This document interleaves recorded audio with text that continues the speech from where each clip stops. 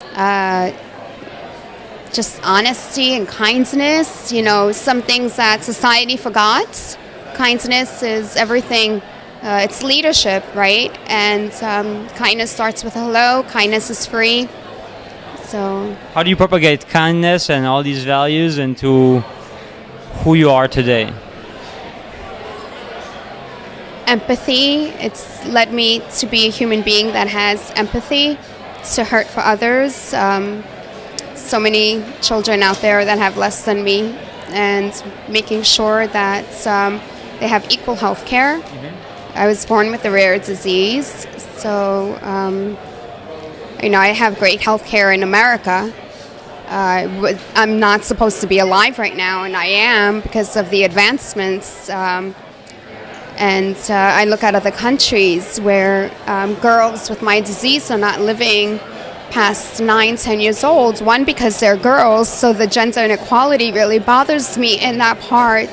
But also because governments are not taking care of the children with this rare disease. They're turning a blind eye and just saying we don't have an issue. And there is an issue. They're not getting quality blood, if they are getting blood at all. They're not getting chelation treatments. And patients in Pakistan and India go 3-4 months without chelation treatments, and I have chelation treatments every single day.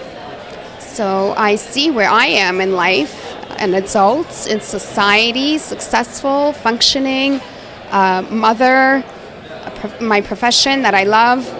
And it's sad that in other parts of the world there is a stunt in this growth as a human being, and they're not advancing. And it's because governments are not allowing these children to advance. How are you changing that game?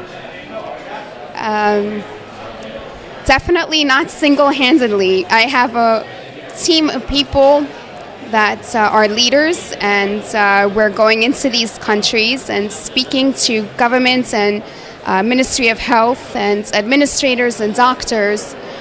My whole point of view is you have two choices. You could either take care of your patients now and they'll cost you less in the future. Don't take care of your patients now and they'll cost you more in the future. So which one do you want to take on? And if they're not a priority, then 10 years from now, you've got a bigger problem in your hands. So take care of them now. Let's crunch that problem. We could literally eradicate thalassemia, which is my disease, by bringing awareness to the communities of getting checked to see if there are carriers of this disease. Tomorrow, we can have 0% of thalassemia babies being born. So it's not like that because there's no awareness in gene carrier. So do you think it's a problem of mindset? And if that's the case, how do you change it? I'm sorry, is it?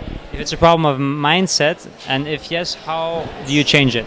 How do I change the mindset of governments? I don't know. It's huge. I mean, it's a lot of red tape, and it's a lot of ignorance. And I could sit there and cry, but I won't, because they don't have the empathy to touch base with my tears. So I give them the numbers game and say, look, you've got 40 million carriers. Right now, you only have 100,000 patients with the disease. But with 40 million carriers, in 5 years, if you don't take care of it, you're going to have 300,000 patients with the disease. And 5 years from there, you're going to have 600,000 patients. And one day, you're going to have half of your population with the disease. So it's hard, though. It's really hard. It's knocking on a wall that won't break through, you know. Well, I hope that we'll find a solution to maybe change the way governments are incentivized to basically be more aware of these kind of problems. Maybe it's also a structural problem about the way governments are designed, having short terms, governments coming in and out and all having their own agenda, and only basically like looking at short-term re-election metrics to be able to just go on and on and on. So maybe actually the answer to that is start changing the way the system works. What do you think about that? Again, that goes back to great leadership in government. And if that's not going to happen, then another solution is getting into the private sectors. So I just sat in a session where Zipline presented, and they were getting blood units into parts of Rwanda that through drones. Wow.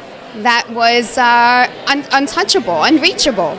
So when we take a country like the Maldives, where they have 1,000 islands and some patients live in the very farthest atoll, then we could send drones there with a blood bag, and it will make their quality of life, because it really, I go back to, it's not the quantity of life, it's the quality of life. So make their quality of life better. You're supposed to be getting transfused every 14 to 21 days, and some patients are running on hemoglobins of 8 because they're not getting blood often enough.